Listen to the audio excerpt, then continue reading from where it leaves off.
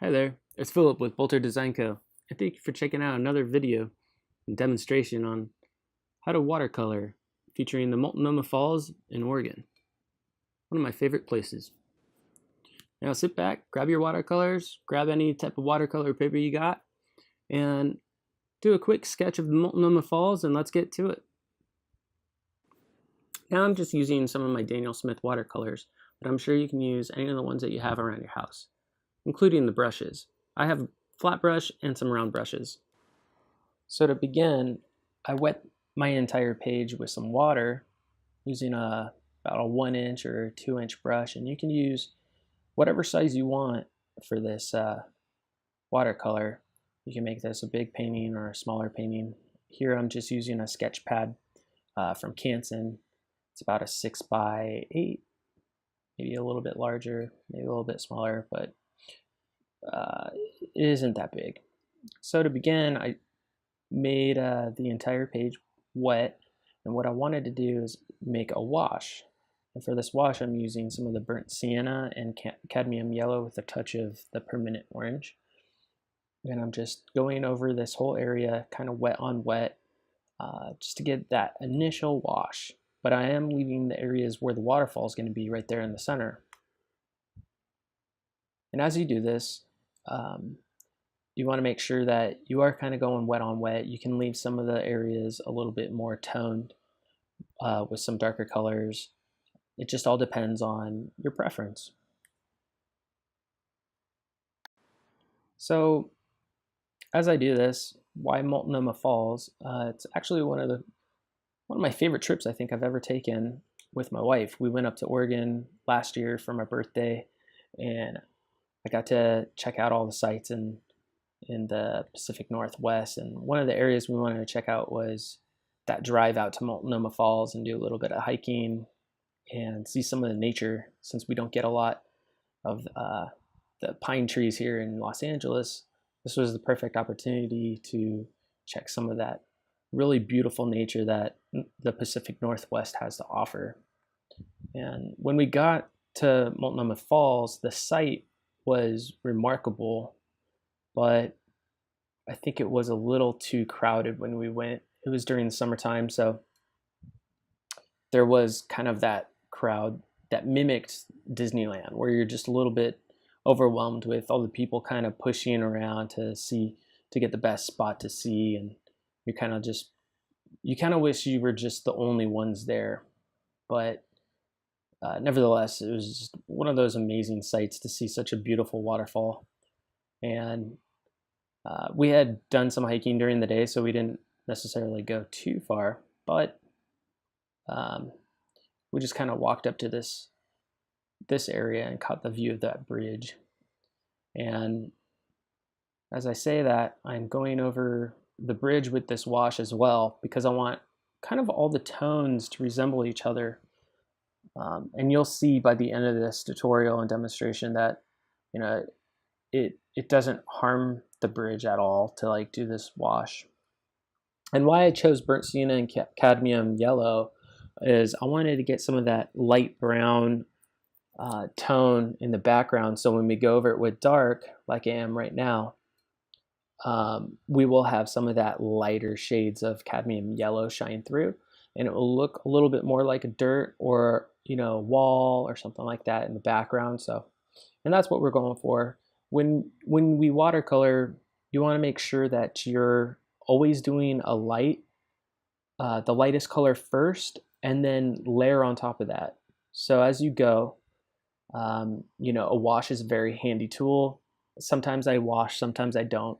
It's all up to you. But for this, you know, I think this is a great tutorial, a great demonstration on trying it out. And now I'm just taking some of that burnt sienna and I'm coming in here to add some depth on this wall. And some of the other colors I'm using in this wall is the bloodstone, which is a very nice dark brown, and that will be that I use a little bit more for the shadows in this wall. So, you know, just go up and down, kind of create that facade. And the great part about watercolors is you don't have to be completely detailed, and some of the some of the best watercolors, leave it simple. Simpler is better, or simple is best. Keep it simple. And I am a believer in that. I do like some of the detailed watercolors that I see in botanical paintings, but for some of these landscapes, I think simpler is better, and you leave it to the imagination and let that color shine through. So just continue doing this through the wall, adding some of the burnt sienna on top of that initial wash. And some of these areas you want to work around that are wet and dry. And you'll notice some of the wet areas are going to blend that cadmium yellow burnt sienna initial wash into the colors you start to lay on top. But some of these others, they're going to be dry, and that's fine because you can get some of that texture out of the brush. So when you kind of brush over an area, it will leave that really nice texture and almost look, like the wall. It will add a little bit of that depth and detail that maybe you want to see. And as you start to layer in these colors, you can start adding in some of these greens. So I started with a green gold because I really like the tone that the green gold has, and it's relatively lighter than some of my other greens in my palette right now. So I always want to start with my lighter colors and then, work your way up. That way you can always add darker colors on lighter, but you can never add a lighter color on dark. That's why when you watercolor or you paint, you always leave black until the end. That was one of the first things I ever learned. I think I went into a pastel drawing and my art teacher was like, "What are you doing?" And I said, I'm doing my pastel. And I almost treated it like a charcoal painting or a charcoal drawing. And she said, no. We gotta start with the color first, and then you go in and end with the black. And now we can layer in some of these pine trees. This is a fun part. Now, what I did here is I kind of went in against the Bob Ross idea and went straight for the pine, and kind of wish I didn't do that. I wish I started with the trunk.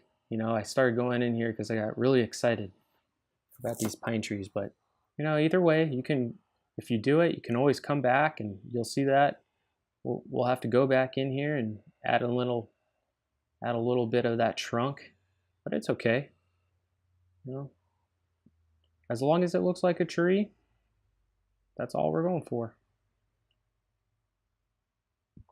And this pine tree is just gonna kind of hang out to the side. And let's make another one behind it. Yeah, see, I kind of started a little bit more like a trunk, but let's get some of this bloodstone and chromium green, serpentine, kind of all mixing within each other. We're just gonna have all mixed together. Let the watercolor do its thing. I'm gonna get it a little bit darker because it's behind this first pine we made. Get a little bit darker.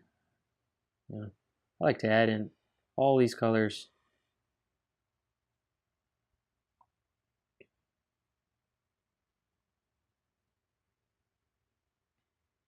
You can take some of that same green. Get a little bit of the contrast against the bridge and these bushes that are coming off of the cliff side right here.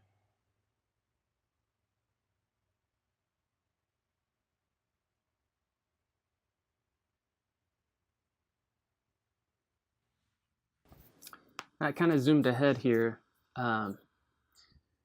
but what we were doing is we're just doing it's a multiple wash method where you just start with that lightest wash like we did, and then you just layer on top with the darker colors. And you'll start with that light wash, you'll go to a medium, and then you'll go to a darker. And right here is where we're starting to bring in our darkest tones. and getting into these darker shadows. And this is where we're going to make that waterfall really pop, where we have some of that white water coming down, and you're going to notice it a lot more against a darker or a contrasting color like this bloodstone that we have. And like most watercolors, it's going to tend to dry a little bit cooler, or it's going to dry a little bit lighter, but that doesn't mean you can always come back and add in more of that tone, more of that bloodstone, just make it darker as you can. And it just goes as it dries. So once it dries a little bit, you can come back, keep adding those tones. Right here, I'm gonna kind of go into this water right here and try to make it blend, so we can have some more of that watercolor-esque type of feel. It's all up to you. You don't want to get too close. You don't want to shrink the waterfall, but just continually go back and forth with your darker tones as you do this.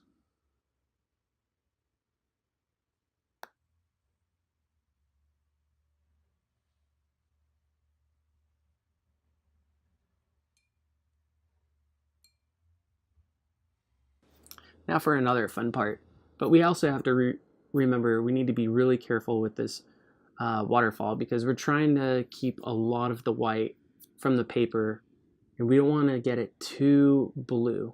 But this is where we got to be a little gentle with this blue color. And right now I'm just using a little bit of the ultramarine blue. I have some of the cobalt blue violet, but that's a little bit too much of a violet or a purple. And I have some manganese blue. And you can just come in here and either use a little bit of the whitewash that I just overlaid on it and kind of get it blending. Remember, with this watercolor, it is going to dry a little bit whiter or lighter. And just be gentle with it. Little is more, and simpler is better. And if you have some of that dry brush come on or if you have that paint come on to some of the dry paper, that's totally fine, and that is an awesome way to create some of the texture of the water falling. For me, I want to have some of this water a little bit more contrasting against the bridge and maybe from the top. That way we'll get some of that bridge popping. Now that we've had some time for the watercolor to dry, I went back and brought in a lot of the darker tones and went with a more direct method or direct approach with some of the watercolor on top of the lighter tones. And now it's really starting to make the picture pop. And we're starting to see a little bit more of the outline of the bridge, and the water is really looking like it's about to fall. But right now, what we're going to do is come back into these pine trees that have now dried. And I'm just using a liner brush to create some of these trunks. And I'm going back in, making subtle lines in between the pines where you might have seen the truck come out. And I'm just creating lines coming down, using some of the burnt sienna. And I'll use some of the darker tones of the bloodstone, which is a really nice dark brown. It's got to be one of my favorite Daniel Smith colors right now. And, you know, just take some of that Bob Ross approach, make some of these happy trees, happy little lines. Maybe some of these trees are, you know, kind of dead or have fallen and then died. We're just going to create some of these, just kind of create a little bit more of a focal point on this side.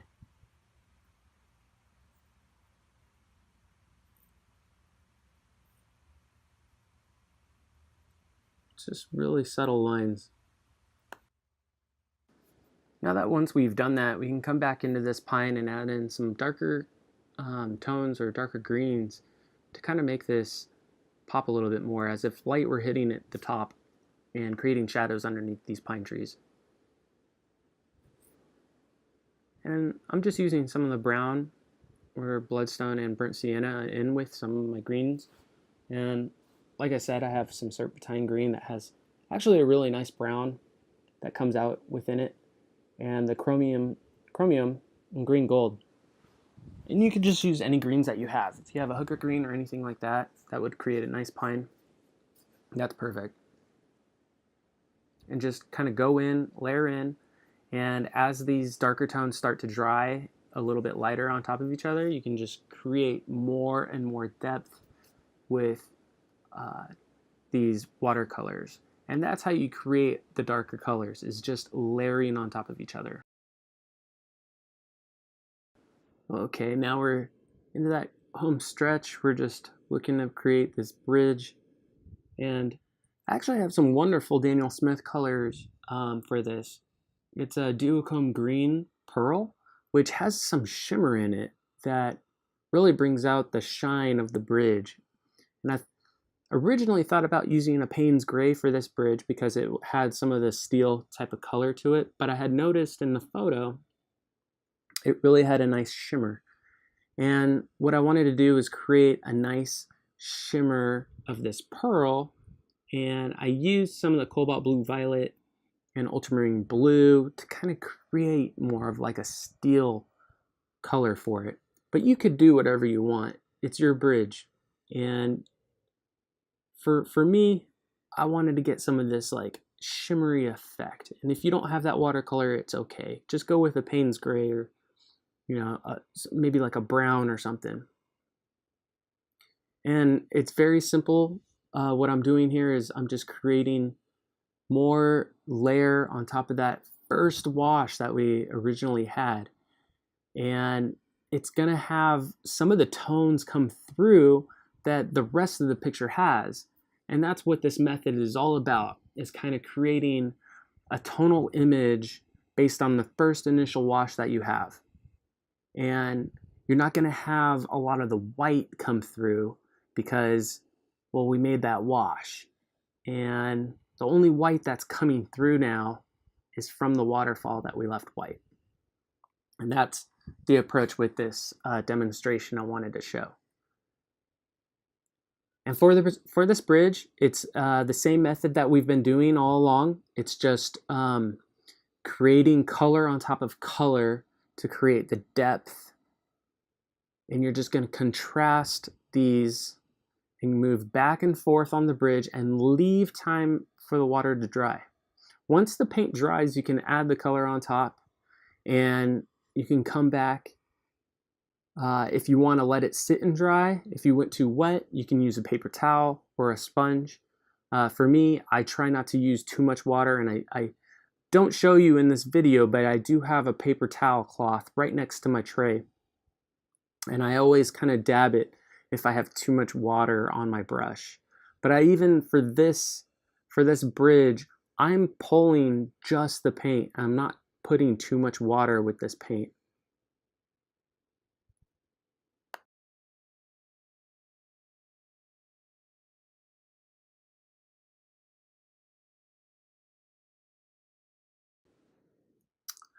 Okay, for kind of what I said earlier, we leave the black until the last piece, the last part of your image. And that's where I'm going to take some of this Payne's gray now. And I'm going to come back in and do some of these shadow spots of the image. And for this, sorry, I'm going to have to actually move my page a little bit because I need some of this arc of my wrist to get some of these better angles that I can. And you're more than welcome to do that all you want. And I hope you've been doing that for this entire piece. But for my demonstration, I always like to try to get my camera right on top. So right now I'm just pulling the Payne's gray and I'm just going back and forth with a little bit of water. I don't want this to dry too light. I want this black to really make a contrast against that background. And I'm pulling straight from the pan. We're just gonna continually just be very, very careful with our line work because we don't want it to run into that waterfall. And just take your time with this. Even gonna get some of this the bloodstone because it has some of this tone that we've been using throughout this entire piece. And for me, I like to have some of this continual approach of creating some of these shadows with that tone. So the bloodstone works perfect for it because we've been using it. But I must say, Payne's Gray is probably one of my favorite colors of all time. Now I'm just working in between the bridge. Just continually make your shadows with the Payne's Gray. And if you have some of the bloodstone, or if you have been using a different darker tone for your piece, that is perfectly okay. All right, now we're nearing completion. I had some of this dry a little bit before I came back in here, but this is where we're going to have to do all the short line work in between this bridge and create the shadows in between these little posts of the bridge in between the background. What we're going to do is use some of this bloodstone, some of the Payne's Gray, just to create the shadow. And find the best method for you to create these lines. They don't all have to be exact. I don't like to use a ruler because it's a watercolor, and watercolors are meant to be playful, loose, and fun. So just take your time, make those as straight as you can, but don't beat yourself over if you make one, not close enough to the next, or one's a little bit too far away, because that's what really makes this a fun watercolor painting. And just take your time. Make sure everything is dry on this page before you put your hand on the paper. Otherwise, you might shift colors into the waterfall, or you might shift colors around that you didn't intend. So make sure before you do this short line work that everything is dry. And now, there you have it. You have your finished watercolor of the Multnomah Falls in Oregon. And all you have to do is sign your name in the whatever, I like to use the bottom right. That's where I like to sign my name, and I'm just going to take my time and kind of, let you guys do it yourselves. I hope you enjoyed this watercolor demonstration.